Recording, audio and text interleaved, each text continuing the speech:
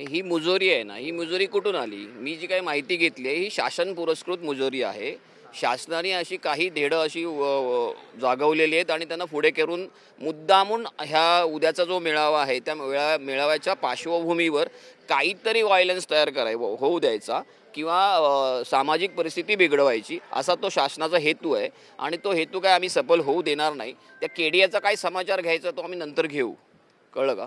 एकंदर आता एक कार्यक्रम पार पडला त्याच्यात एकनाथ शिंदे यांनी जय गुजरात पण म्हटलेलं, तर कसं काय गोष्टीकडे बघतात? मला वाटतं ह्या विषयावर मी न बोललेलं बरं, कारण खूप घाईचं होईल. उद्या राज ठाकरे साहेब गुजरात समाचार घेतील. परिणय फुके असं म्हणतात, आमदार परिणय फुके, की ठाकरे हा ब्रँड नाही आहे तर एक बँड आहे. त्याचबरोबर नीलम गोरे देखील म्हणाल्या की ब्रँड बाजारात असे अनेक विकत मिळतात, त्यामुळे ह्या सगळ्यांनी कुठेतरी हे बघा, ज्यांनी बाळासाहेबांचे विचारच घाण ठेवलेले आहेत, कळलं का? ज्यांनी स्वतःची मराठी स्वाभिमान घाण ठेवून गुजरातचे किंवा त्या दिल्लेश्वरांचे तळवे चाटायचीच भूमिका घेतलेली आहे, त्यांनी ठाकरे ब्रँडबद्दल बोलू नये. कारण ठाकरे ब्रँड उद्या जो काय आहे तो दिसेलच, यापूर्वी अनेकदा दिसलेला. त्याचा धसका त्यांनी इतका घेतला आहे ना, म्हणून हे नको ती विधानं करतायत, बरळतायत ही लोक.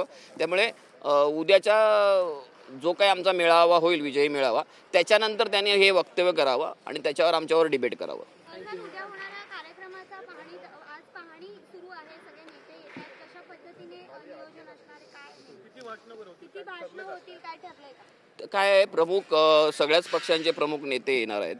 त्याच्यामध्ये जर जास्तीत जास्त लोकांना भाषणं दिली तर तो कार्यक्रम पुढे बराच वेळ वाढेल.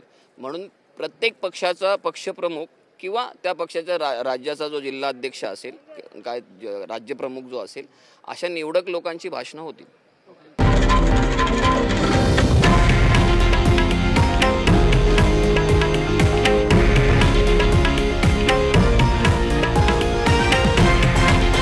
हे आहे देशातील नंबर 1 न्यूज नेटवर्क आणि आपण पाहत आहात TV9 मराठी, एकमेव.